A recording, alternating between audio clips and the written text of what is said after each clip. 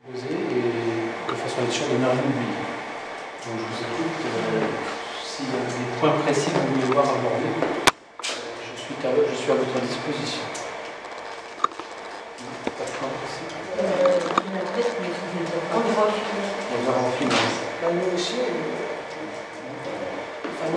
Ce que je vous propose à ce moment-là, va peut-être commencer par un point, sachant que lorsqu'on réfléchit sur ce sujet, excusez-moi, j'ai un peu la voix cassée, mais j'ai eu une semaine chargée et un week-end fatigant. On n'a pas pu faire la fête. Et ce que je vous propose donc, c'est de réfléchir un petit peu sur quelles sont les questions que peuvent se poser les personnes qui fondent un nouveau foyer. Bonjour. Donc, quelles sont les questions que les personnes qui fondent un nouveau foyer sont à même de se poser et pourquoi elles se les posent? Je crois que la première question qu'on se pose régulièrement, c'est également à l'esprit, c'est ce que j'appelle les enfants de l'autre. D'accord? Ça, c'est un point qui pose souvent problème et je pense qu'il mérite qu'on s'y arrête un instant. Mais également, parallèlement, un autre point qui mérite qu'on s'intéresse, les enfants qu'on va avoir en commun. D'accord? Mais, encore une fois, ce n'est pas des solutions sur le plan relationnel que je vais vous apporter. Ça, je ne sais pas faire, ce n'est pas mon métier. Ce sera essentiellement des solutions juridiques. D'accord? Autre point qui attire l'attention, surtout aujourd'hui parce qu'on en parle beaucoup, c'est la retraite et les conséquences d'une nouvelle union.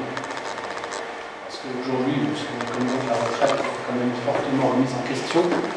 Elle est remise en question et est-ce que le fait de vivre à nouveau avec quelqu'un va risquer de handicaper cette future retraite pour l'un ou pour l'autre ou pour les deux. Donc il faut être extrêmement vigilant de ce côté-là. Et puis dernier point qu'il est important de... Bonjour. Salut Charles. Dernier point qu'il est important d'évoquer, c'est le patrimoine qu'on va faire en commun, qu'on va créer en commun, et sa transmission.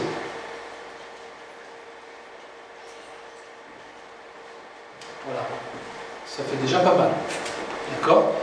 Est-ce que vous avez d'autres points que j'aurais pu oublier sur les questions qu'on peut avoir ensemble lorsqu'on crée un nouveau foyer? Je pense que c'est déjà pas mal, mais si j'oublie un truc.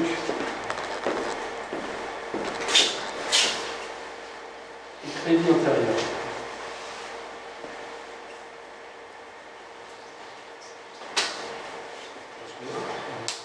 On n'arrive pas forcément qu'avec du patrimoine, on peut arriver avec des crédits, des dettes qui ont été contractées antérieurement. D'accord? Alors, première question, comme je vous l'ai dit, quid de la vie antérieure? Et il va être intéressant de se poser cette fois-ci encore à nouveau deux nouvelles questions. La première, c'est quel âge a le nouveau couple? Parce qu'en fonction de l'âge, on ne prendra pas les mêmes décisions, les mêmes options. C'est certain. Vous comprendrez tout à l'heure, mais en fonction de l'âge, certains choix peuvent être plus handicapants que d'autres, et ainsi de suite. Mais également, quid de la vie antérieure, ça veut dire quoi? Ça veut dire que pendant la vie antérieure, bien souvent, on a constitué du patrimoine, on a acheté des biens, et donc il va falloir impérativement se voir et analyser comment ces biens ont été achetés, quels sont les droits de l'autre conjoint ou de l'autre personne avec qui on vivait. Est-ce que cette personne avait des dettes et quelles étaient mes responsabilités par rapport à ces dettes, et ainsi de suite. Je peux vous citer des cas où on part d'une union, même pas forcément maritale, on quitte son compagnon, par exemple, et on oublie, par exemple, que pour ce compagnon qui avait, je ne sais pas, des besoins à un moment donné, et on avait signé une caution. D'accord? Et quelques années après, la caution se réveille. Et la caution se réveille, ça veut dire que l'ex-compagnon a oublié de payer ses échéances.